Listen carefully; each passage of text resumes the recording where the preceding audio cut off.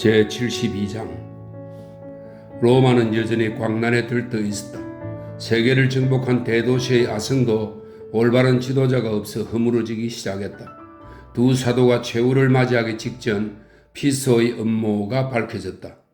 설명입니다. AD 65년 원로원의 유력자 피소를 중심으로 네로 주변의 귀족 20-30명이 네로를 처단하려고 꾸민 음모입니다. 피소의 음모가 밝혀졌다. 그로 인해 로마의 명망 있는 고관 대작들이 무참하게 목숨을 잃었다. 네로를 신처럼 숭상하던 사람들도 이제는 네로를 죽음의 신이라고 생각하게 되었다. 살벌한 기운이 온 도시를 에워쌌으며 집집마다 그리고 사람들의 가슴마다 슬픔과 공포가 밀려들었다.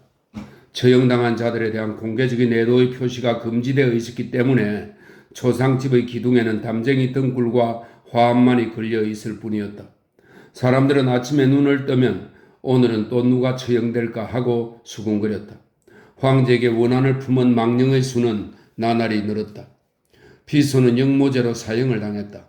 세네카를 필두로 음모에 가담한 많은 조신들 루카누스, 페니우스 루푸스, 플라우티우스 라테라누스, 플라비누스 스케비누스, 아프라니우스 퀸크티아누스, 그리고 황제의 광기에 쌍수를 들고 동참했던 톨리우스 세네키오, 프로클루스, 아라리쿠스, 투그리누스, 글라투스, 실라누스, 프록시무스, 또한 네로를 극진히 섬겼던 수브리우스 플라비우스와 술피키우스 아스페로까지 처형되었다. 어떤 사람은 대수롭지 않은 일로, 어떤 사람은 겁이 많아서, 또 어떤 사람은 너무 부유한 탓에, 또 어떤 사람은 지나친 용기로 인해 각각 그 목숨을 빼앗겼다. 반란자가 속출하자 황제는 몹시 당황하여 성벽에다 근위병을 배치하여 로마 시를 봉쇄하고 조금이라도 혐의가 보이면 백인대장을 보내 가차없이 잡아들여 사형시켰다. 그런 일은 연일 끊이지 않고 이어졌다. 사형 선고를 받은 사람은 공손히 황제의 명을 받들고 비굴하고도 처형에 대해 감사한다는 서신을 보내야만 했다. 그래야만 재산의 일부만을 황제에게 헌납하고 나머지는 자손들에게 물려줄 수 있었기 때문이다. 결국 네로는 사람들이 어느 정도까지 비굴해질 수 있는지 몰아치는 피바람 속에서 얼마나 견뎌내는지를 확인하려는 듯 자제력을 잃은 채 점점 더 미쳐 날뛰었다. 업무에 가담한 사람들의 뒤를 이어 그 친척과 친구는 물론이고 단순한 지인들까지도 화를 당했다. 대화재 뒤에 새로 지은 호화로운 집에 사는 사람들도 거리에 나서면 시도 때도 없이 장례 행리를 봐야 했으므로 엄울한 기분에 휩싸일 수밖에 없었다.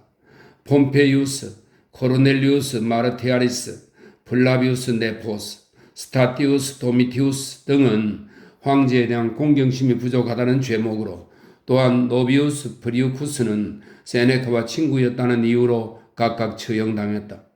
루피우스 크리스푸스는 포페아의 전 남편이었기 때문에 물과 불의 사용을 금지당했다.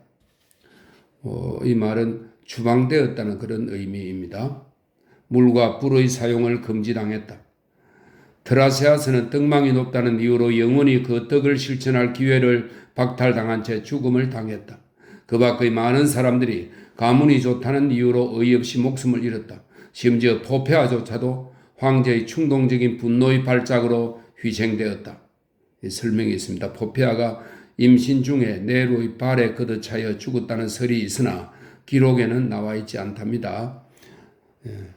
황제의 충동적인 분노의 발작으로 희생되었다. 원로원은 이 포악한 군주에게 굴종하고 그의 비위를 맞추는 데만 급급했다. 황제를 찬양하기 위해 신전을 세우고 그의 목소리를 기리는 제물을 바쳤으며 그의 조각상을 화관으로 장식하고 심지어는 네로를 신으로 받드는 제사장까지 임명했다. 원로원 의원들은 공포에 사로잡혀 벌벌 떨면서도 팔라티움 궁전에 나가 페리오도니케는 고대 그리스의 4대 경기에서 종합 우승한 인물입니다. 페리오도니케의 창가를 불러 황제를 찬미하고 황제와 함께 나체와 술과 꽃의 향연에 탐닉하며 미쳐 날뛰었다. 그러나 눈물에 젖고 피에 물든 대지에서는 베드로가 뿌린 씨앗이 조용히 싹을 틔워 무성하게 자라고 있었다. 제73장 비니키우스로부터 페트로니우스 삼촌에게 그리운 삼촌, 저희들은 비록 멀리 있어도 로마의 사정을 익히 들어 알고 있으며 그 밖의 몰랐던 일들은 삼촌의 서신으로 자세히 알게 되었습니다. 물에 돌을 던지면 파문이 사방으로 번지듯이 황제의 광기와 악행에 관한 소문도 팔라티움 궁전에서부터 멀리 이곳까지 퍼지고 있습니다. 황제는 그리스로 가는 도중 카리나스를 이곳 시칠리아까지 파견하여 바닥난 국고를 채우기 위해 마을과 신전을 약탈했습니다. 로마에서는 백성들의 피땀을 짜내어 황금 궁전을 세우고 있다고 들었습니다. 이 세상에서 이처럼 유례 없이 호화로운 궁전을 본 적은 없겠지만 아울러 이처럼 유례 없는 폭정도 본 적이 없을 것입니다. 삼촌도 카리나스라는 사람을 잘 아실 것입니다. 그는 죽음을 통해 새 생명을 얻기 전의 킬러와 비슷한 부류의 사람입니다. 카리나스의 부하들은 우리 마을 근처까지는 오지 않았는데 그것은 아마 이 일대에 신전이나 보물이 없었기 때문일 것입니다. 삼촌께서는 저희들이 안전하게 잘 있느냐고 물으셨습니다만 저희들은 다만 잊혀져 가고 있다고 대답하고 싶습니다. 아마 이 한마디로 충분한 답변이 되었으리라고 생각합니다. 지금 제가 이 편지를 쓰고 있는 주랑에서 아래로 내려다 보면 멀리 잔잔한 바다가 펼쳐져 있고 우르스스가 조각배를 타고 그물을 던지고 있습니다. 아내는 제 곁에 앉아 빨간 털실로 뜨개질을 하고 있고 정원에서는 노예들이 아몬드 나무 그늘 아래 모여 노래를 부르고 있습니다. 오, 정다운 삼촌, 이 얼마나 평화로운 전경입니까? 예전의 고통과 공포의 기억은 흔적도 없이 사라졌습니다. 삼촌께서는 저희의 이런 평화로운 삶이 운명의 신덕택이라고 말씀하시겠지만 저는 이 모든 것이 사랑하는 주님이자 구세주이신 그리스도의 은총이라고 확신합니다. 물론 저희의 신앙에도 눈물과 슬픔이 전혀 없는 것은 아닙니다. 저희가 믿는 진리는 남의 불행을 보고 눈물을 아끼지 말라고 가르치고 있기 때문입니다. 그러나 그 눈물에는 삼촌께서 상상하지 못하실 참으로 의미 있는 위안이 깃들어 있습니다. 설령 우리가 이 세상을 떠난다 해도 이미 죽은 신자들, 하나님의 가르침에 따라 앞으로 죽어갈 모든 사람들과 언젠가는 다시 만날 수 있다는 위안 말입니다. 저희에게 있어 베드로 사도님과 바오로 사도님은 돌아가신 것이 아닙니다. 그분들은 하나님의 영광 속에 다시 부활하셨습니다. 영혼의 눈으로 보면 그분들이 분명하게 보입니다. 비록 눈에는 눈물이 맺혀 있지만 마음으로는 환희를 노래하고 계십니다. 친애하는 삼촌, 그렇습니다. 저희는 지금 편안한 삶을 만끽하고 있습니다. 삼촌에게는 죽음이 모든 것의 종말을 의미하지만 저희에게는 더욱 커다란 행복과 사랑, 기쁨의 출발이라는 것을 알고 있기 때문입니다. 하루하루 이곳의 나날들은 더할 수 없이 평화롭게 흘러가고 있습니다. 저희 두 사람과 마찬가지로 하인들과 노예들도 모두 그리스도를 믿고 있습니다. 그리스도께서 서로 사랑하라고 이러셨기에 우리는 서로를 사랑하고 있습니다. 해가 서산으로 넘어가고 물결이 달빛에 반짝일 때 저와 리기아는 가끔 꿈결처럼 느껴지는 지난 이야기를 주고받곤 합니다. 이제는 제품에 안기게 된 소중한 사람이 경기장에서 막 생명을 잃을 뻔한 순간에 그녀의 생명을 구해 제게 돌려보내주신 분은 분명히 그리스도였습니다. 그러니 제가 어찌 온 영혼을 기울여 그리스도를 찬양하지 않을 수 있겠습니까? 페트로니우스 삼촌. 삼촌께서는 절망의 순간에 그리스도의 가르침이 얼마나 큰 위안을 주고 죽음에 직면했을 때 얼마나 꿋꿋하고 강인한 인내력과 용기를 심어 주었는지 곁에서 직접 보셨습니다. 그러니 이번에는 이 섬에 오셔서 그 가르침이 평범한 일상생활에 얼마나 많은 행복을 주고 있는지 보아주십시오. 사람들은 지금까지 자기들을 사랑해주고 자기들 또한 기꺼이 사랑할 수 있는 신을 알지 못했습니다. 그러므로 서로 사랑할 줄 몰랐고 거기에서 그들의 불행은 시작되었습니다. 빛이 태양으로부터 나오듯이 행복은 사랑으로부터 흘러나오기 때문입니다. 철학자도 법률가도 그 진리를 몰랐고 그리스나 로마에도 알려지지 않았습니다. 로마가 몰랐다는 것은 다시 말해 온 세상이 몰랐다는 뜻이 됩니다. 덕을 가진 많은 사람들이 따르고 있는 금욕주의 철학의 논리는 메마르고 엄격하여 마음을 강철같이 단련시키기는 하지만 사람들을 감화시키지는 못하고 딱딱하게 만들어 버립니다. 저보다 학식이 풍부하시고 지혜로우신 삼촌께 이런 얘기는 쓸데없는 것일지도 모르겠군요. 삼촌께서는 이미 타르수스의 바오로 사도를 만나셨고 그분과 몇 차례 이야기도 나누셨습니다. 그러므로 삼촌께서 평소에 즐겨 입에 올리시는 철학이나 수사학의 논리는 바오로 사도님이 말씀하신 진리에 비하면 속빈 강정처럼 의미 없는 소리의 메아리에 지나지 않는다는 것을 누구보다 잘 아실 것입니다. 그분이 삼촌께 던진 질문을 아직도 기억하시는지요?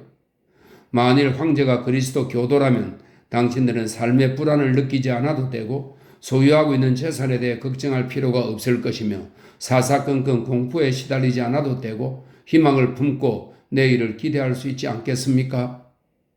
그러나 삼촌께서는 제게 그리스도교의 가르침은 삶의 적이라고 말씀하시곤 했습니다. 저는 그에 대한 답변으로 비록 제가 이 편지의 시작부터 끝까지 나는 행복합니다 라는 말을 되풀이한다고 해도 현재 누리고 있는 이 행복을 다 표현하지는 못할 것이라는 말씀을 드리고자 합니다. 그러면 삼촌께서는 이 행복이 리기아 때문이라고 말씀하실지도 모르겠습니다. 물론 그 말씀도 맞습니다. 저는 리기아의 영혼을 사랑하며 저희 두 사람은 그리스도 안에서 서로를 아끼고 있습니다. 이 사랑에는 이별도 배신도 변질도 노시함도 죽음도 없습니다. 젊음과 아름다움이 사라지고 육신이 늙어 죽음이 찾아와도 저희들의 영혼은 변치 않을 것이기에 저희들의 사랑 또한 영원히 남게 되는 것입니다. 그리스도의 광명의 눈을 뜨기 전에는 리기아를 위해 필요하다면 제 집에 불이라도 질렀을 것입니다. 그러나 저는 이제 단언할 수 있습니다. 그리스도께서 가르치시는 사랑을 깨우치기 전에는 그녀를 진정으로 사랑한 것이 아니었습니다. 그리스도야말로 평화와 행복의 셈입니다. 제가 굳이 이런 말을 하지 않아도 이것은 자명한 진리입니다. 삼촌을 비롯한 주위 분들은 공포 속의 쾌락, 내일을 기약할 수 없는 불안한 도취, 초상집에서 열리는 잔치와도 같은 âm 울한 향연에 둘러싸여 하루하루를 보내고 계십니다만 그리스도 교도들의 삶과 한번 비교해 보십시오. 그러면 명확한 답이 나올 것입니다. 두 가지 삶을 비교할 수 있는 가장 좋은 방법은 백리향의 향기로 가득 찬 이 언덕과 무성한 올리브 나무숲, 담쟁이 등불로 둘러싸인 이 아름다운 바닷가로 오셔서 직접 보시는 것입니다. 삼촌께서 지금껏 경험하지 못하신 평화와 진심으로 삼촌을 사랑하는 두 마음이 이곳에서 기다리고 있습니다. 삼촌께서는 숭고하고 선량한 영혼을 간직하고 계시니 여기 오시면 반드시 행복을 맛보시게 될 것입니다. 삼촌께서는 그 예민한 지성으로 곧 진리를 깨닫게 되실 것이며 그 진리를 사랑하지 않고는 못 견디게 되실 것입니다. 황제나 티겔리누스 같은 인간은 이 진리를 거부할지 모르지만 보통 사람이라면 감히 이 진리에 무관심할 수 없을 테니까요. 아, 페트로니우스 삼촌, 저와 리기아는 머지않아 이곳에서 삼촌을 뵐 수 있으리라 굳게 믿고서 그것을 낙으로 여기면서 손꼽아 기다리겠습니다. 건강과 행복을 빌겠습니다. 빨리 오시기를. 페트로니우스는 쿠메에서, 쿠메는 네아폴리스 서쪽에 있는 옛 도시입니다. 쿠메에서 비니키우스의 편지를 받았다. 그는 황제의 명을 받고 황제와 합류하려는 다른 조신들과 함께 그곳에 머물고 있었다. 오랜 세월에 걸친 티겔리누스와의 암투는 차차 종반으로 치닫고 있었다. 페트로니우스는 이 싸움에서 결국 자기가 쓰러질 수밖에 없다는 것을 이미 알고 있었고 그 이유도 잘 알고 있었다. 날이 갈수록 천박스럽게 변해가는 황제는 희극 배우, 마부, 그리고 광대의 역할에 병적으로 몰두하면서 방탕하고 야비한 향락에 병적으로 집착하게 되었고 어느덧 고상한 판관의 존재는 황제에게 무거운 짐이 되어버렸기 때문이다. 가령 페트로니우스가 입을 다물고 있으면 네로는 그 침묵을 비난으로 간주했고 반대로 네로를 칭찬하는 경우에는 조롱으로 받아들였다. 이 고매한 귀족은 황제의 자존심을 상하게 했고 질투를 불러일으켰다. 특히 그의 재산과 훌륭한 소장품들은 황제와 정권을 장악하고 있는 다른 중신의 탐욕의 표적이었다. 페트로니우스가 여태까지 너그럽게 받아들여진 것은 이번 아카이아 여행 때 그리스 예술에 대한 그의 지식과 미적 감각이 네로에게 절대적으로 필요했기 때문이다. 그런데 티겔리누스가 적절한 기회를 틈타서 황제에게 카리나스가 취향에서나 학식에서 페트로니우스를 훨씬 능가하기 때문에 아카이아에서 예정된 각종 행사에서 성공하려면 카리나스의 조언이 더 요긴하게 쓰일 것이라고 설득해서 황제가 받아들이게 되었다. 그때부터 페트로니우스의 목숨은 풍전등화의 신세가 되었다. 그러나 네로는 로마에서 페트로니우스에게 사형 선고를 내리는 것을 여전히 망설이고 있었다. 비록 밤을 낮삼아 살며 온갖 사치와 쾌락, 예술과 연애에만 담력하고 있고 언뜻 유약해 보이기까지 한 이 단미주의자가 일찍이 비티니아의 총독을 지냈고 로마의 집정관이라는 중책을 맡아 놀라운 성과를 올리고 저력을 발휘했다는 사실을 황제나 티겔리누스나 모두 잘 알고 있었기 때문이다. 페트로니우스는 다방면에 걸쳐 능력을 인정받아 왔고 또한 시민들뿐 아니라 근위대 병사들로부터도 절대적인 존경을 받고 있었다. 그러므로 일단 유사시에 그가 어떤 행동을 취할지 황제의 신복들은 예측할 수가 없었다. 그래서 그를 로마에서 불러내어 지방에서 처리하는 것이 현명한 처사라고 생각했던 것이다. 페트로니우스가 다른 조신들과 함께 구매의 초대를 받은 것은 바로 그러한 계략 때문이었다. 페트로니우스는 함정이란 것을 알아차렸으나 따르기로 했다. 뻔히 알면서도 순순히 초대를 받아들인 것은 어쩌면 황제에게 공개적으로 저항하기 싫었기 때문일 수도 있고 황제와 다른 조신들 앞에서 스스럼 없는 명랑한 얼굴을 보여주고 싶기 때문일 수도 있었다. 아니면 죽기 전에 티겔리누스로부터 마지막 승리를 거두려는 의도인지도 몰랐다. 티겔리누스는 페트로니우스가 피소의 음모 사건 때 주모자 중 한 사람이었던 원로원 의원 스케비누스와 친분이 있다는 이유로 그를 고발했다. 로마에 있는 페트로니우스의 하인들은 체포되었고 그의 주택은 근위대가 포위했다. 페트로니우스는 그 소식을 듣고도 놀라지도 당황하지도 않았다. 그는 쿠메에 있는 자신의 화려한 별장에 인사하러 온 조신들을 향해 미소를 지으며 이렇게 말했다. 붉은 수염은 면전에 대고 직접 질문하는 것을 질색하지. 두고 보시오. 로마에 있는 내 가솔들을 잡아 넣으라고 명령하신 분이 폐하였나고 대놓고 물으면 몹시 당황할 거요. 페트로니우스는 자기가 먼 여행길을 떠나기 전에 마련할 성대한 향연에 사람들을 초대했다. 비니큐스의 편지가 도착한 것은 그가 향연 준비에 한창일 때였다. 페트로니우스는 편지를 받고 잠시 깊은 생각에 잠겼으나 금세 평상시의 담담한 태도로 돌아갔다. 그날 밤 그는 비니큐스에게 답장을 썼다. 다정한 내 조카여, 나는 너희들의 행복을 진심으로 기뻐하며 동시에 그런 행복 속에서도 나를 잊지 않는 너희들의 호의를 매우 고맙게 생각한다. 사랑에 빠진 연인들이 먼 곳에 있는 제3자에게 관심을 가져주니 말이다. 너는 나를 잊지 않고 있을 뿐 아니라 나를 시칠리아에 초대해 함께 식사를 나누고 너희들에게 행복을 베풀어주는 관대한 신 그리스도의 은총을 나누어 주겠다고 했다. 그리스도가 행복의 근원이라면 얼마든지 그를 숭상하려무나 그리운 조카여, 나는 리기아가 너에게 돌아갈 수 있었던 것은 반은 우르스스의 공이고 반은 로마 시민의 덕택이라고 믿고 있다. 만일 황제가 그렇듯 포악한 인간이 아니라면 그가 리기아를 살려준 것을 전혀 다른 쪽으로 해석했을지도 모른다. 예전에 티베리우스 황제가 비니큐스 가문의 한 사람에게 자신의 손녀를 시집 보낸 사실을 떠올리고 너와 자기가 먼 친척벌이라는 점을 고려하여 그런 결정을 내렸을 것이라고 판단했을 수도 있다. 그러나 너가 굳이 그리스도의 덕분이라고 믿는다면 구태여 반대할 생각은 없다. 아무튼 그리스도에게 재물을 바치는 것을 게을리 하지 마라. 인류를 위해 자기 자신을 희생한 것은 프로메테우스도 마찬가지다. 그러나 슬프게도 프로메테우스는 시인이 만들어낸 가상의 인물에 불과하다. 그와 반대로 그리스도는 믿을 만한 사람들이 직접 눈으로 확인한 실존 인물이라고 알고 있다. 그러므로 그리스도가 여러 신들 중에서 가장 정직하고 진실하다는 점에 있어서만큼은 나도 너희들과 같은 의견이다. 타르수스의 바오로가 던진 질문은 물론 나도 똑똑히 기억하고 있다. 만일 붉은 수임이 그리스도의 가르침에 따라 살고 있다면 나도 너희들이 있는 시칠리아에 찾아갈 기회가 있을 것이다. 그러면 우리는 옛날 그리스의 철학자들처럼 나무 그늘이나 샘터에 앉아 그들이 그렇게 했듯이 여러 신들이나 진리에 대한 문제를 토론할 수도 있겠지. 그러나 오늘은 우선 내가 생각하는 바를 간단히 적어 답장을 대신하겠다. 내가 존경하는 철학자는 이 세상에 두 사람뿐이다. 한 사람은 피론이고 또 한 사람은 아나크레온이다. 그 밖의 그리스의 여러 학파와 로마의 금욕주의 철학자들은 모두 헐값에 내어주어도 좋다.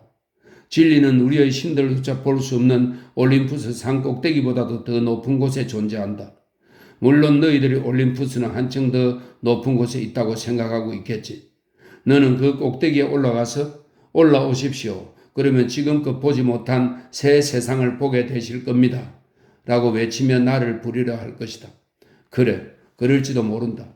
그러나 나는 이렇게 대답할 수밖에 없구나. 진리여, 내게는 거기까지 올라갈 두 발이 없네. 이 편지를 끝까지 읽고 나면 너는 그 의미를 이해할 수 있을 것이다. 아, 새벽의 여신을 아내로 맞은 행복한 남편이여. 너희들의 가르침은 내게는 맞지 않는다. 너희들은 누구나 사랑해야 한다고 말하지만 가마를 메고 다니는 비티니아인이나 목욕물을 태우는 이집트인을 나더러 어떻게 사랑하란 말이냐. 붉은 수염이나 티글리누스와 같은 작자들을 내가 어떻게 사랑할 수 있겠느냐. 카리스 여인들이 흰 무릎을 두고 맹세하거니와 아무리 노력해도 도저히 그렇게는 못할 것 같구나. 로마에는 어깨가 구부정한 사람, 무릎이 퉁퉁 부은 사람, 종아리가 빼빼 마른 사람, 눈이 흉측하게 생긴 사람, 머리가 지나치게 큰 사람이 적어도 10만 명은 있다. 그런 사람들까지 모조리 사랑하란 말이냐? 도대체 가슴으로 느낄 수가 없는데 어떻게 실천할 수 있겠느냐? 만일 너희들의 신이 내가 그런 사람들까지 모두 사랑하기를 원한다면 그 전능하신 힘으로 왜 처음부터 그들에게 발라티움 궁전에 있는 니오베의 어린 자식들의 조각상 같은 아름다움을 주시지 않았단 말이냐. 아름다움을 사랑한다는 한 가지 이유만으로 도저히 나는 추악한 것을 사랑할 수 없구나. 우리의 신들을 믿지 않는 것과 그 신들을 사랑하는 것은 별개의 문제이다. 그들을 믿지 않아도 피디아스나 프락시텔레스, 미로와 스코파스, 리시푸스, 이것들은 모두 그리스와 로마의 조각가들입니다. 리시푸스가 그랬듯이 그들을 사랑할 수 있는 방법은 얼마든지 있으니까. 설령 너가 인도하려는 그곳에 가고 싶은 마음이 있다 해도 나는 그럴 수가 없다. 더구나 가고 싶은 생각마저 없으니 더욱 그럴 수가 없구나. 너는 타르수스의 바오로와 마찬가지로 사후의 스틱스강 건너편에 있는 엘리시움의 들판과 같은 곳에서 너희들이 그리스도와 만나게 될 것이라고 믿고 있다. 그래, 좋다. 그렇다면 아끼는 무라장과 미르라 단지, 미르라는 동아프리카와 아라비아산 향료로 약재료로 쓰이는 것인데 그것을 담는 단지입니다. 무라장과 미르라 단지, 소시우스 서점에서 가져온 내 작품을 싸들고 금발의 에우니케를 아는 채 그곳에 가더라도 그리스도가 나를 환영해 줄런지 어디 한번 물어봐 주려무나? 정다운 조카여, 그런 일은 정말 말도 안 되고 또 그리스도께 신뢰되는 짓이 아니겠느냐? 타르수스의 바오로는 그리스도를 위해서는 장미 화관도 연회도 사치도 향락도 다 버리지 않으면 안 된다고 내게 말했었다. 대신 그는 내게 그것과는 다른 행복을 주겠다고 약속했으나 나는 이미 너무 늙어서 낯선 행복은 사양하겠다고 그에게 말해 주었다. 또한 나는 앞으로도 장미를 보면 언제나 즐거울 것이고 오랑캐꽃 향기를 맡는 편이 수브라의 빈민굴에서 풍기는 악취를 맡는 것보다 훨씬 행복할 것이라고 대답했다. 너희들의 행복이 내 것이 될 수 있는 이유도 바로 거기에 있다. 그리고 아직 너에게 말하지 않은 또 하나의 이유 때문에 나는 너희들 곁으로 갈 수가 없단다. 고백하자면 타나토스가 나를 부르고 있다. 너희들의 인생은 지금부터 여명처럼 찬란하게 밝아오고 있지만 내 인생은 이미 서산으로 기울어 황혼이 찾아오기 시작한 것이다. 다시 말하자면 조카여, 나는 이제 곧 죽어야 할 운명이다. 이 사실은 장황하게 늘어놓을 것도 없을 듯 싶구나. 궁극적으로는 이렇게 되리라고 오래전부터 각오하고 있었으니 말이다. 너도 붉은 수염이란 인간을 잘 알고 있으니 모든 사정을 쉽게 이해할 수 있을 것이다. 티겔리누스가 나를 이겼다기보다는 다만 내 수많은 승리가 종국을 맞은 것이라 이야기하고 싶구나. 나는 지금까지 내 마음대로 자유롭게 살아왔다. 그러니까 죽을 때도 나답게 죽고 싶다. 그렇다고 나를 위해 슬퍼하지 말아라. 지금껏 내게 불멸을 약속해준 신은 하나도 없었으니 내 죽음이 새삼스러운 일은 아니라고 생각한다. 꼭 너희들의 신만이 의연하고 평화롭게 죽는 법을 가르쳐 주는 것은 아니란다. 너희들이 태어나기 전부터 세상 사람들은 최후의 잔을 마시고 나면 영원한 휴식으로 들어간다는 사실을 알고 있었고 또 침착하게 마지막을 맞이하는 사람도 얼마든지 있었으니까. 일찍이 플라톤은 덕은 음악이며 현인의 삶은 하나의 조화로운 화음이라고 말했다. 만일 그의 말이 사실이라면 나는 덕망 있는 삶을 살아온 셈이다. 그러므로 나는 죽을 때도 덕망 있는 죽음을 맞이하고 싶다. 여신과 같은 너희 아름다운 아내에게도 작별의 인사를 고하고 싶구나. 그리고 언젠가 아울루스의 집에서 그녀에게 했던 찬사를 다시 한번 보내겠다. 나는 지금까지 수많은 여인들을 보아왔습니다만 당신처럼 아름다운 미인은 보지 못했습니다. 피론의 생각과는 달리 만일 인간이 죽은 후에도 영혼이 존재한다면 내 영혼은 오케아누스를 건너, 이 오케아누스는 고대인들이 생각한 육지를 둘러싸고 있는 대양입니다. 오케아누스를 건너 너희들이 있는 곳으로 날아갈 것이다. 나비가 되어 혹은 이집트인들이 믿듯이 매가 되어 너희들의 보금자리에 머물 것이다. 그렇지 않고서는 도저히 너희들의 집에 갈 수가 없을 테니까. 끝으로 시칠리아가 너희들을 위해 헤스페리데스의 정원이, 헤스페리데스는 황금 사과가 자라는 신들의 정원을 지키는 여신들입니다. 헤스페리데스의 정원이 되어주기를 바란다. 들과 숲, 샘을 지키는 요정들이 너희들이 거니는 길마다 꽃을 뿌려주고 너희들이 사는 집 기둥의 모든 아칸투스식 조각에 하얀 비둘기가 날아와 둥지를 틀기를 빌겠다. 제74장 마지막 글입니다. 페트로니우스의 예상은 적중했다. 이틀 후 평소에 친근감을 나타냈던 소네르바가 자신의 해방 노예를 보내 궁전에서 벌어지고 있는 모든 일을 알려왔다. 페트로니우스의 죽음은 이미 결정되어 있었다. 다음 날 밤 백인 대장이 페트로니우스를 찾아와서 다음 지시가 있을 때까지 구매에 머물러 있어야 한다는 명령을 전달하고 나면 며칠 후에는 다른 사신이 와서 죽음의 선고를 알리기로 되어 있다는 것이다. 페트로니우스는 전혀 동요하지 않고 냉정한 태도로 해방 노예의 전가를 들은 뒤 이렇게 말했다. 돌아가기 전에 꽃병을 하나 줄 테니 그것을 주인에게 가져다 드리게. 그리고 이렇게 사형 선고에 관해 미리 알려주어 진심으로 감사한다고 전해주게나. 벼랑간 페트로니우스는 큰 소리로 웃기 시작했다. 마치 묘안이 떠올라 그것을 실행에 옮기기 전에 혼자 즐기고 있는 것 같았다.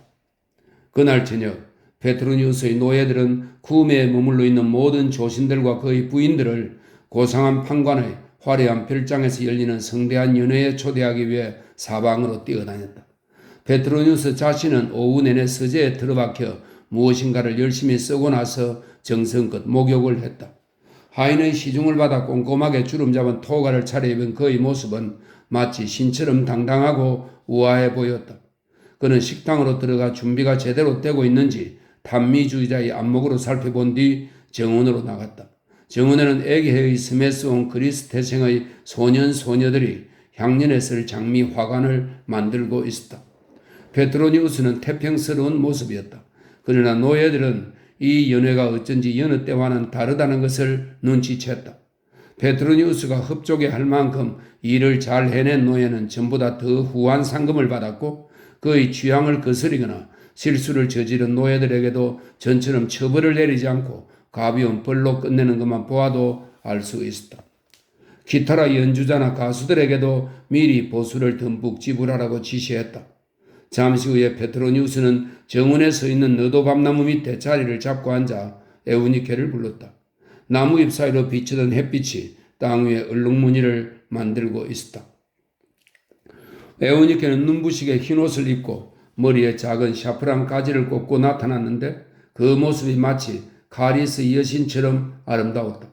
페트로니우스는 그녀를 자기 옆에 앉히고 관자놀이를 가볍게 어루만지면서 마치 위대한 예술가가 자신의 손으로 조각한 신상을 감상하는 것처럼 다정한 눈길로 그녀를 바라보았다. 에우니케, 알고 있느냐? 너는 이미 오래전에 노예의 신분에서 해방되었다는 사실을? 에우니케는 파란 하늘을 닮은 눈을 들고 몰랐다는 뜻으로 고개를 옆으로 저었다. 저는 언제까지나 주인님의 노예입니다. 그럼 이 사실도 모르고 있겠구나. 페트로니우스가 말을 이었다. 이 별장도 저기서 화관을 만들고 있는 노예들도 이 별장에 있는 모든 물건들도 저 들판도 양떼들도 오늘부터는 다 너희 것이다.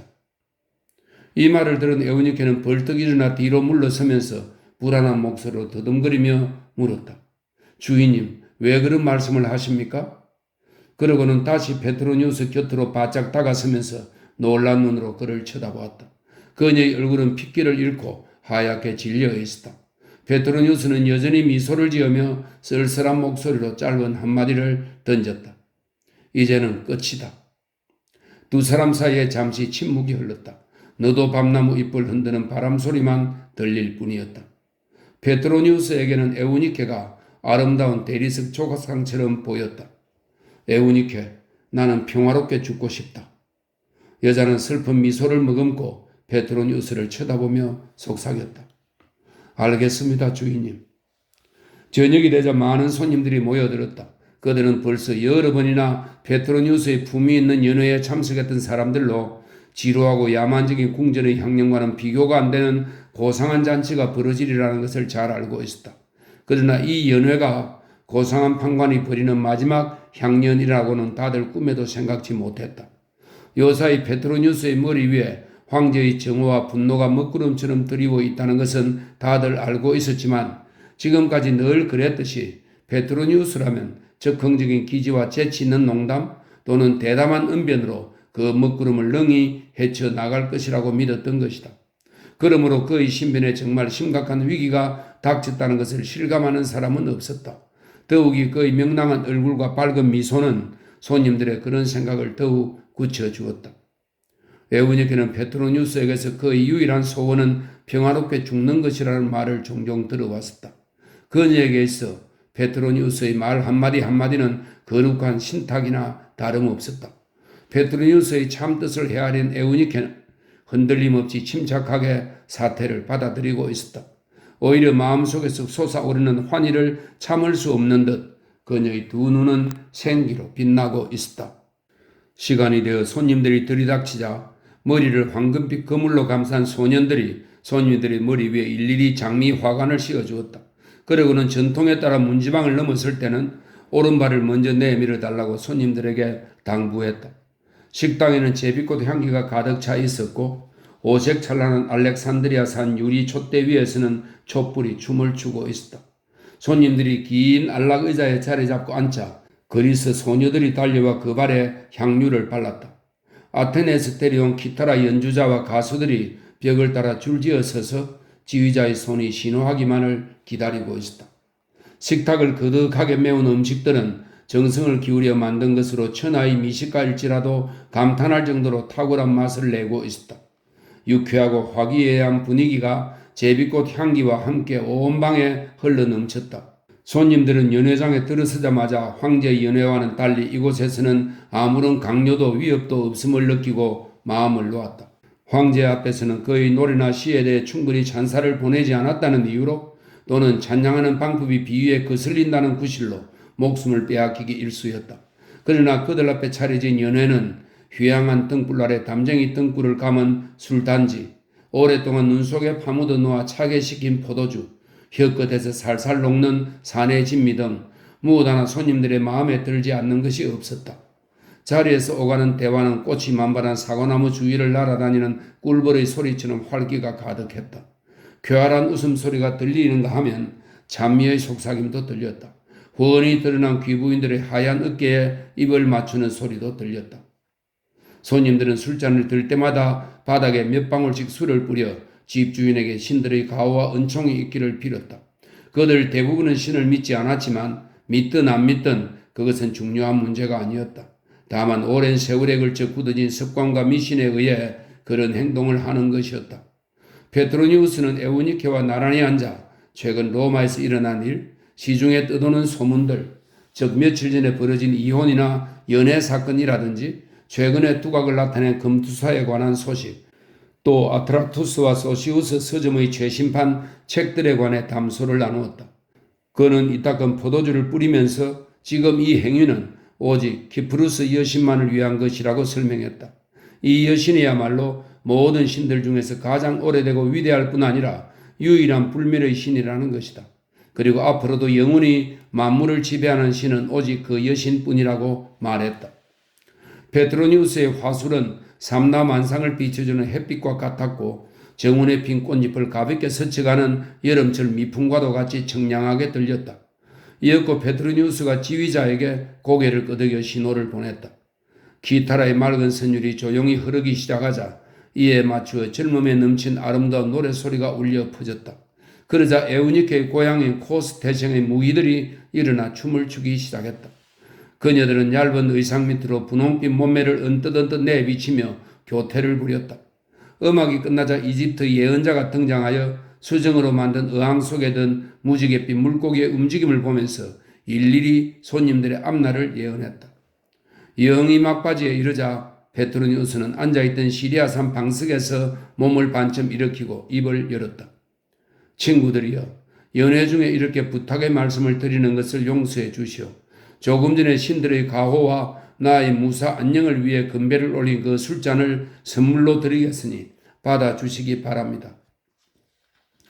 페트로니우스가 손님들에게 선사한 술잔은 어느 것이나 황금과 보석으로 장식되어 있었고 대가들의 솜씨로 정교하게 조각된 예술품이었다. 향연장에서 손님에게 술잔을 선물하는 것은 로마에서는 흔한 일이었지만 그날 밤에 초대된 손님들은 페트로니우스의 선물이 다른 어느 때보다 마음에 들었다. 어떤 사람은 소리 높여 감사와 칭송의 말을 했고 어떤 사람은 주피터도 올림푸스의 신들에게 이처럼 훌륭한 선물을 한 적이 없었을 것이라고 말하기도 했다. 너무 값비싼 물건이라 받기를 주저하는 사람도 있었다. 페트로니우스는 무지개 빛깔로 영롱하게 빛나는 값을 헤아릴 수 없을 만큼 진귀한 무라잔을 높이 쳐들며 말했다. 나는 키프루스 여신을 찬미하는 뜻에서 이 무라잔으로 술을 들었습니다. 앞으로는 그 누구의 입술도 이 잔에 닿게 하고 싶지 않습니다. 또한 누군가의 손이 이 무라잔을 들고 다른 여신을 찬미하며 축배를 드는 것도 원치 않습니다. 이렇게 말하며 애지중지하던 무라잔을 연보랏빛 샤프란 꽃잎을 뿌려놓은 바닥에 던져 박살냈다. 그러고는 깜짝 놀라 그를 쳐다보고 있던 손님들을 향해 다시 말했다. 정다운 벗들이여, 오늘 밤을 마음껏 즐기시기 바랍니다. 조금 더 동요하지 마십시오. 세월이 흐르면 누구나 노쇠해지는 것이 인생의 서글픈 섭리입니다. 지금 나는 여러분에게 솔선수범과 함께 충언을 드리고자 합니다. 이제 곧 보시면 알겠지만 노령과 병마를 가만히 앉아서 기다리기보다는 먼저 끝낼 수가 있다는 것입니다. 그것이 다가오기 전에 우리가 먼저 우리의 자유의지로 사라질 수 있습니다. 도대체 그게 무슨 말입니까? 몇몇 사람이 불안한 목소리로 물었다. 나는 흥겹게 즐기고 술을 마시고 음악을 듣고 여러분이 보시는 바와 같이 여신처럼 아름다운 연인을 옆에 두고 장미 화관을 쓴 채 이대로 눈을 감고 싶습니다.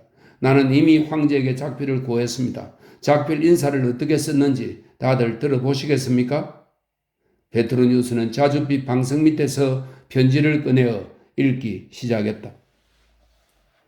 폐하, 저는 폐하께서 제 방문을 몹시 기다리고 있고 변치 않는 우정으로서 밤낮으로 저를 그리워하고 계시리라는 것을 잘 알고 있습니다.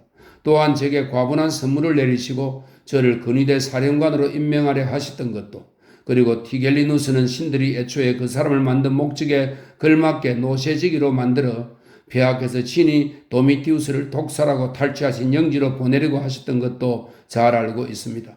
그러나 용서하십시오. 근위대 사령관만은 사양하겠습니다.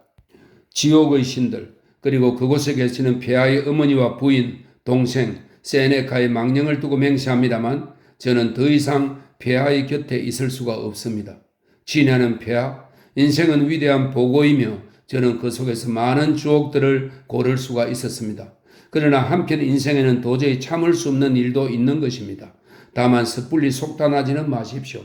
폐하께서 어머니와 부인, 형제의 목숨을 빼앗고 로마에 방화하고 이 땅의 무수한 정직한 사람들을 에레보스로 보내신 데 대해, 이 에레보스는 이 성과 저 성 사이의 땅 속에 있는 영혼이 어둡다는 암흑계입니다.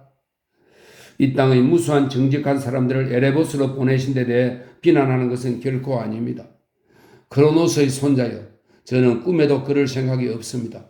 죽음은 누구나 면할 수 없는 당연한 규결이므로 폐하께 그 이상의 처사를 기대한다는 것은 무모한 일이겠죠. 그러나 불쌍한 풋내기 시인이여, 제가 어떻게 앞으로 몇 년 동안이나 더 폐하의 설익은 시를 들으며 귀를 혹사시켜야 하고, 피리카 춤을, 이 피리카 춤은 스파르타의 전무입니다. 전쟁할 때 쓰는 추는 춤이네요. 피리카 춤을 추느라고 버둥거리는 도미티우스가 특유의 그 말라 비틀어진 흉한 다리를 얼마나 더 보아야 하겠습니까? 폐하의 연기, 폐하의 노래, 변두리의 삼류 시인이 쓴 것 같은 폐하의 시를 듣는 것은 이제 너무나도 괴로워 죽고 싶은 마음을 저절로 불러일으켰습니다. 로마는 폐하께서 시를 읊을 때 귀를 막고 세상은 폐하를 비웃고 있습니다. 저는 더 이상 폐하 앞에서 얼굴을 붉히고 싶지 않습니다. 아니 이제는 그러고 싶어도 그럴 수 없게 되었습니다. 케르베로스가 짓는, 케르베로스는 지옥의 문을 지키는 머리가 셋 달린 개입니다. 케르베로스가 짖는 소리와 폐하의 노래소리가 닮았다고 해도 그 개소리는 제게 별로 불쾌하게 들릴 것 같지 않습니다. 저는 케르베로스의 벗이 아니므로 그 소리 때문에 사람들 앞에서 부끄러워해야 할 까닭이 없으니까요. 폐하, 앞으로 만수무강 하시더라도 제발 대중 앞에서 노래는 하지 마십시오. 양민을 학살하시더라도 아무튼 시는 쓰지 말아 주십시오. 사람들을 독살하시더라도 부디 춤은 추지 마십시오. 또다시 불을 지르시더라도 부탁하니 그 서투른 기타라 연주는 하지 마십시오. 이것이 폐하의 벗이자 고상한 판관인 페트로니우스가 폐하께 드리는 마지막 충고입니다. 손님들은 두려운 나머지 몸이 굳어버렸다. 그들은 네로가 이 편지를 읽게 되면 로마 제국을 잃는 것보다 더 심각한 충격을 받게 될 것이라는 것을 잘 알고 있었다. 이 편지는 네로에게 치명적인 화살이 될 것이며 그것을 쓴 사람은 죽음을 면치 못하리라는 것을 잘 알고 있었기에 사람들은 이 편지의 낭독을 들었다는 사실만으로도 공포에 질려 사색이 되었다. 페트로니우스는 이 모든 것이 악이 없는 농담이라는 듯 호탕하게 밝게 웃었다. 그리고 좌중을 둘러보며 말했다. 유쾌하게 즐기시고 아무 걱정도 하지 마십시오. 이 편지의 내용을 들었다고 사람들 앞에서 굳이 밝히실 필요는 없습니다. 저는 최소한 지옥의 강을 건너갈 때 가로온에게만은, 이 가로는 지옥으로 가는 강에서 나룻배를 접는 사공입니다. 가로온에게만은 이 사실을 자랑스럽게 말하겠습니다. 페트로니우스는 그리스인 의사에게 눈짓을 하고 발뚝을 내밀었다. 노련한 의사는 순식간에 그 팔을 황금빛 실로 묶고 손목의 정맥을 끊었다. 피는 방석을 적시면서 페트로니우스의 머리를 안고 그 위에 몸을 숙이고 있는 에우니케에게로 흘러내렸다. 에우니케는 페트로니우스에게 말했다. 주인님, 제가 이대로 주인님을 떠나보내리라고 생각하셨습니까? 비록 신들이 저에게 불멸의 삶을 주고 황제가 온 세계의 통치권을 준다 해도 저는 주인님의 뒤를 따르렵니다. 페트로니우스는 잔잔한 미소를 머금고 몸을 일으켜 자신의 입술을 에우니케의 입술에 갖다 대며 대답했다. 그래, 나와 함께 가자.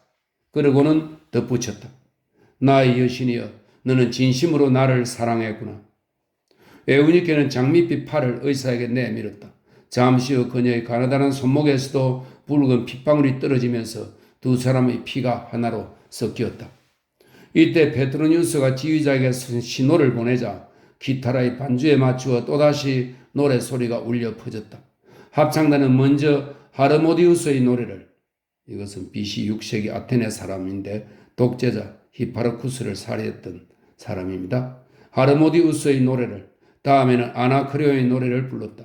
아나크레온의 노래는 시인 아나크레온이 아프로디테의 아들 큐피트가 나무 밑에서 추위에 떨며 울고 있는 것을 발견하고 자기의 따뜻한 집으로 데려가서 날개를 말려 주었는데 배은망덕한 큐피트가 도리어 자기 활촉으로 시인의 가슴을 찔러 은혜를 원수로 갚았으며 그리하여 시인이 마음의 평화를 잃었다는 내용이었다.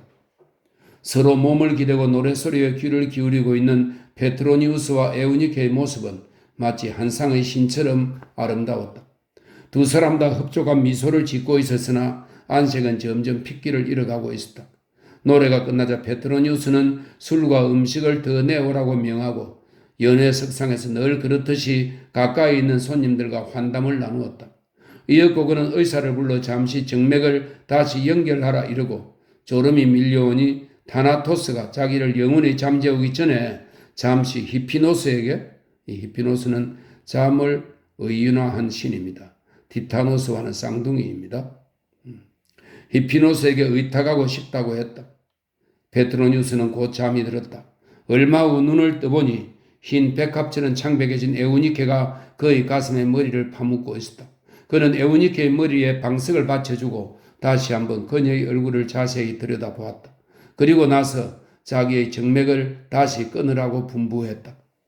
페트로니우스가 고개를 끄덕이며 신호를 보내자 가수들은 아나크레온에 관한 또 다른 노래를 불렀다. 가사가 잘 들리도록 기타라는 조용하고 잔잔하게 연주되었다. 페트로니우스의 얼굴은 점점 핏기를 잃어갔다. 노래의 마지막 소절이 끝날 무렵 그는 다시 한번 손님들을 향해 말했다. 여러분, 인정하십시오. 우리들이 죽고 나면 그와 동시에 사라지게 될 것이니. 그것은 페트로니우스는 더 이상 말을 맺지 못했다. 그의 팔은 있는 힘을 다해 에우니케를 부둥켜 안았고 머리는 베개 위로 힘없이 떨어졌다. 두 사람의 모습은 마치 눈부시게 아름다운 한 쌍의 흰 조각상과 같았다. 사람들은 그 두 사람의 죽음과 함께 자기들이 살고 있는 이 세상에 마지막으로 남아있던 시와 아름다움이 영영 사라져버렸다는 것을 문득 깨달았다. 에필로그입니다. 빈덱스가 이끄는 이 빈덱스는 갈리아 사람으로 원로원 의원이었으며 지금의 프랑스 서북부 지역인 리옹 속주의 총독입니다. 빈덱스가 이끄는 갈리아 군단의 반란은 처음에는 그다지 위협적이지 않았다. 황제는 겨우 31살이었으므로 세상이 악몽과도 같은 억압에서 그렇게 빨리 해방되리라고는 아무도 생각지 못하고 있었다. 역대 황제들이 재위 기간에도 군단의 반란이 여러 차례 일어났지만 모두 실패로 끝났으며 군주가 바뀔 정도로 위력적인 것은 아니었음을 모두들 잘 알고 있었다. 가령 티베리우스 황제 치세에는 드루수스나 판노니아 군단의 반란을 진압했고, 드루수스는 티베리우스의 아들이고요. 판노니아는 지금의 다누베 강변 지역의 옛 이름입니다. 드루수스가 판노니아 군단의 반란을 진압했고, 게르마니쿠스는 티베리우스의 조카입니다. 게르마니쿠스는 라인강 상류 지역에서 일어난 반란을 가라앉혔다. 어떤 사람들은 신성한 아우구스투스 황제의 자손들이 네로 시대에 이르러 모두 피살되었으니 네로 다음에 제위를 계승할 후계자가 없지 않느냐고 말했다. 개중에는 헤라클레스의 우람한 모습을 재현시킨 네로의 거대한 조각상을 바라보면서 감히 누가 이 천하무적의 기세에 도전하겠느냐고 생각하는 사람들도 있었다. 그런가 하면 네로가 아카이아로 행차한 후 로마와 이탈리아의 통치를 위임받은 해방노예 헬리우스와 폴리테테스가 네로보다 더 심한 폭정을 하자 네로가 속히 돌아오기를 손꼽아 기다리는 자들도 있었다. 자신의 생명과 재산에 대해 불안을 느끼지 않는 사람은 아무도 없었다. 법률마저 그들을 보호해주지 않았으므로 인간으로서의 존엄성이나 미덕은 모두 사라져버리고 가족 간의 유대마저 끊어지고 말았다. 세상 사람들의 심성은 황폐해져서 가슴 속에서 희망이라고는 찾아볼 수 없게 되었다. 그런 와중에도 멀리 그리스에서는 황제의 공연이 전에 없는 대성공을 거두었고 무수히 많은 월계관을 획득했다는 소문과 수천 명의 경쟁자를 굴복시켰다는 소식이 잇따라 전해져 왔다. 온 세상이 희극 배우의 살벌한 난장판으로 전락했다. 진실과 미덕으로 가득 찼던 시대는 사라지고 가무와 음악, 난행과 유혈의 참극 속에서 인간의 삶은 영원히 비참하게 지속될 수밖에 없을 것이라는 절망감이 사람들의 마음속에 자리 잡고 있었다. 반란은 황제에게 새로운 약탈의 구실을 마련해 주었으므로 황제 자신은 반역한 군단이나 빈덱스에 대해 별로 신경을 쓰지 않았다. 오히려 그 사건에 대해 기쁨을 표시할 정도였다. 그는 아카이아를 떠나고 싶어 하지 않았다. 더 이상 지체하면 황제의 자리를 빼앗길지도 모른다는 헬리우스의 급박한 전가를 받고서야 겨우 네아폴리스로 향했다. 그러나 네로는 네아폴리스에서도 기타를 켜고 노래를 부르면서 시국이 점점 위태로워진다는 소식을 듣고도 천하태평이었다. 지금까지 일어난 반란에는 지도자가 없었지만 이번 반란군의 지도자는 아퀴타니아의 왕가 출신으로, 아퀴타니아는 프랑스 남쪽 에스파니아와의 국경지역입니다. 아퀴타니아의 왕가 출신으로 명성도 있고 경험도 풍부한 군인이라는 사실을 티겔리누스가 수차례 간언했으나 아무 소용이 없었다. 네로는 이곳에서는 그리스 사람들이 짐의 노래를 제대로 알아준다. 진정으로 음악을 이해하는 자들은 그리스인들 뿐이기에 그들만이 내 노래를 들을 자격이 있다라고 하면서 예술가로서의 명성을 얻기 위해 최선을 다하는 것이 자신의 첫째 의무라고 했다. 마침내 빈덱스가 네로를 가리켜 비천한 예술가라고 욕했다는 소식이 전해지자 그제야 네로는 분노하여 온몸을 떨면서 로마를 향해 출발했다. 페트로니우스로부터 받은 마음의 상처가 그리스에 머물러 있는 동안 어느 정도 아물어가던 차에 이제 또다시 같은 모욕을 받게 된 것이다. 네로는 아나무인격으로 무례를 범한 빈덱스를 엄벌에 처하라는 원로원 권고를 반드시 받아내리라고 마음먹었다. 이 원로원 권고는 의결되면 그대로 국가의 정책이 되는 원로원의 제안입니다. 로마로 오는 도중 네로는 갈리아인 병사들이 로마의 병사에게 패배하여 쓰러지는 모습을 형상화한 청동상 몇 개가 서 있는 것을 보았다. 그는 그것을 길조로 받아들이고 흡족해하면서 조신들이 빈덱스의 반란군에 대해 우리를 표해도 코웃음만 쳤다. 네로의 로마 귀성은 유례없는 장관이었다. 네로는 아우구스투스 황제가 개선할 때 사용한 전차를 타고 입성했다. 네로 일행을 맞이하기 위해 대경기장의 아치문 하나를 완전히 부수고 길을 넓히지 않으면 안 될 정도였다. 원로원 의원과 기사들, 수많은 군중이 그를 반겼다. 황제 폐하 만세, 헤라클레스 만세, 올림피아의 불멸의 신 아폴로 만세라는 환호 소리가 온 천지를 뒤흔들었다. 그 뒤에는 황제가 여행 중에 획득한 수많은 울개관들, 대대적인 성공을 거둔 도시의 이름과 그가 물리친 경쟁자들의 이름이 적힌 목판들의 행렬이 줄을 이었다. 네로는 완전히 들떠서 자기를 둘러싼 조신들을 향해 지금 이 개선식에 비하면 케살의 개선식 따위는 아무것도 아니라며 감격하기도 했다. 네로는 유한한 존재인 인간 따위가 신과 다름없는 자기에게 감히 도전한다는 것은 있을 수 없는 일이라고 생각했다. 그는 자신이 올림피아 신들 중에 하나이기 때문에 안전할 수밖에 없다는 망상에 사로잡혀 있었다. 군중의 광란에 가까운 환영은 네로의 그런 착각에 더 한층 부채질을 했다. 이 개선의 날에는 네로와 로마뿐만 아니라 온 세계가 모두 정신을 잃은 것처럼 보였다. 산더미 같은 울개관과 꽃다발을 보면서 그 옆에 무수한 함정이 도사리고 있다는 것을 감히 누가 상상이나 했겠는가. 하지만 당장 그날 저녁 각 신전의 기둥과 벽에서는 수많은 낙서가 눈에 띄었다.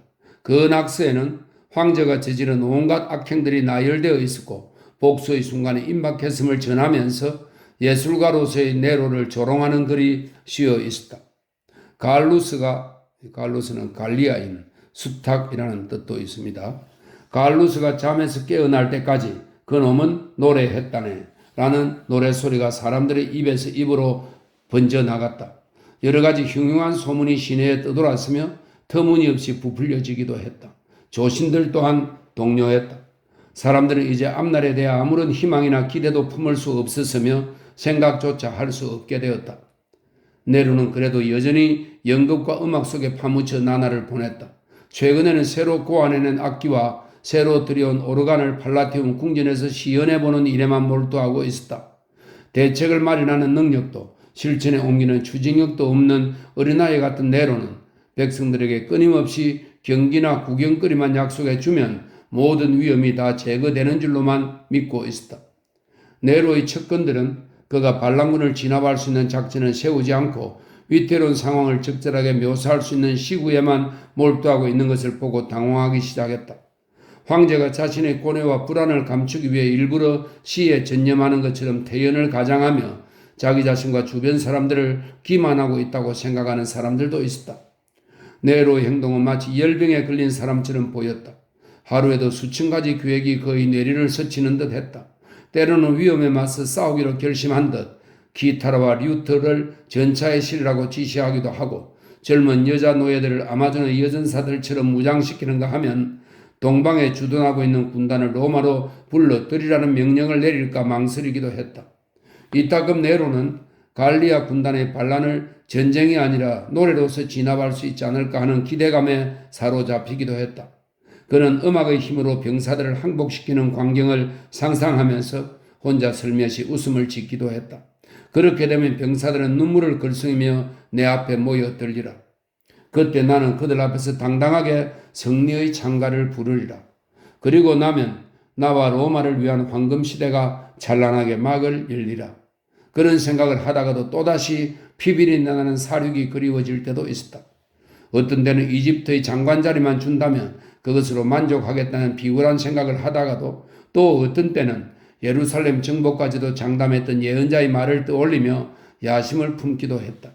자기가 유랑 시인이 돼 눈물을 흘리면서 하루의 끼니를 구걸하며 돌아다니는 모습을 상상하면서 전 세계의 지배자가 아닌 인류 역사상 가장 위대한 시인으로 로마와 온 세상으로부터 존경받는 자신의 모습을 그려보며 자아 도취에 빠지기도 했다.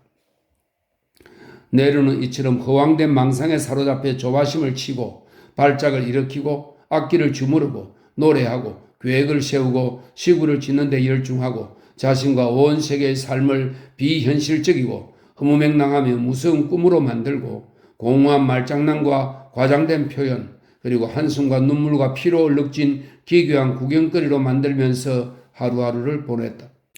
그동안 서쪽의 먹구름은 점점 우습게 번져와 갈수록 기세를 떨치고 있었다. 어릿광대의 희극은 이제 한계를 넘어서면서 차츰 종말로 치닫고 있었던 것이다. 갈바는 에스파니아 타라코넨시스의 총독입니다. 네로의 뒤를 이어 황제가 되지만 곧 살해당하는 인물입니다.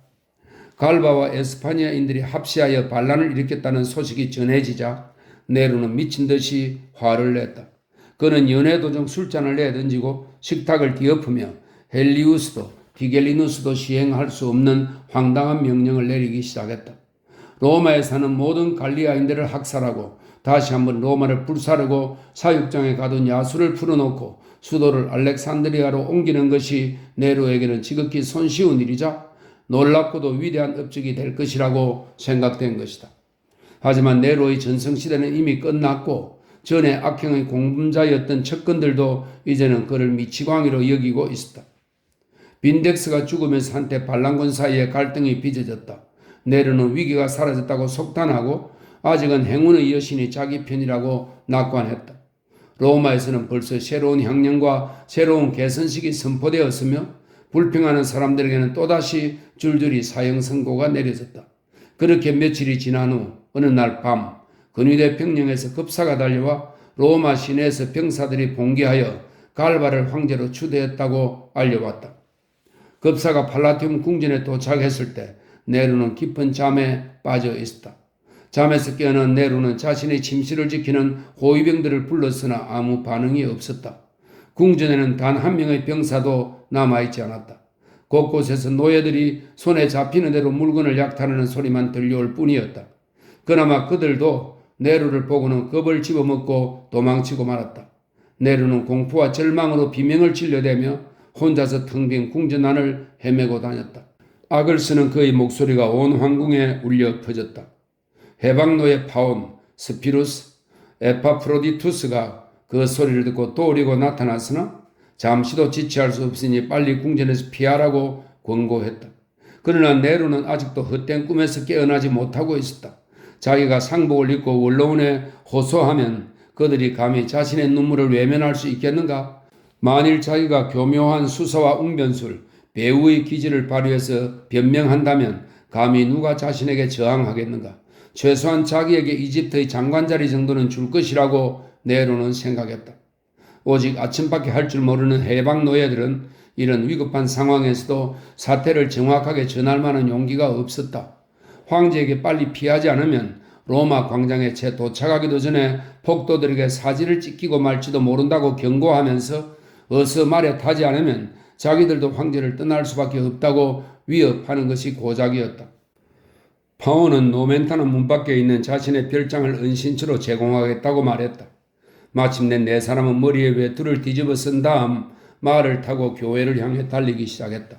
날이 희미하게 밝아왔다. 거리에 사람들이 하나둘씩 모습을 드러내면서 심상치 않은 움직임이 보이기 시작했다. 시내 곳곳에는 병사들이 한 사람씩 혹은 대오를 이루며 배치되어 있었다. 근위대의 병령 근처에 갔을 때 네로가 타고 있던 말이 길바닥에 쓰러져 있는 시체를 보고 벼랑간 뒷걸음을 쳤다.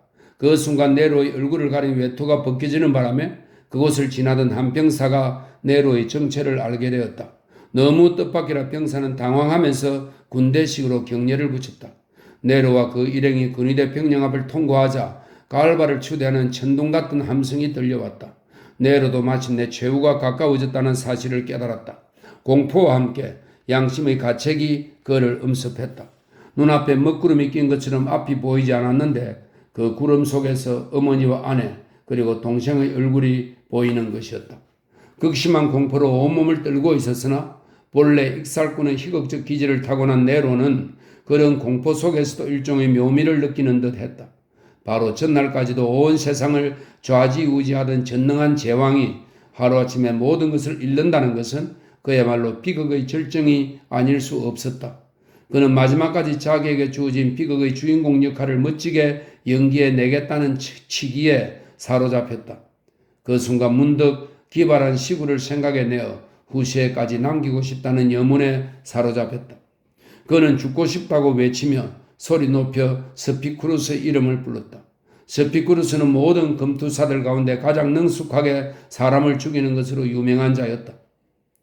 저 세상에서 내 어머니와 아내, 아버지가 나를 부르고 있네 라며 소리 높여 낭송하듯 읊조리기도 했다. 문득 네로의 마음속에는 어린아이처럼 유치하고 허무맹랑한 희망이 피어났다. 죽음이 임박했다는 것은 그도 이미 알고 있었지만 그것을 인정하고 싶지 않았던 것이다. 노멘타나 문은 무방비 상태로 활짝 열려 있었다. 그들은 그 문을 지나 베드로가 설교하고 세례를 주던 오스트리아 눔을 통과했다.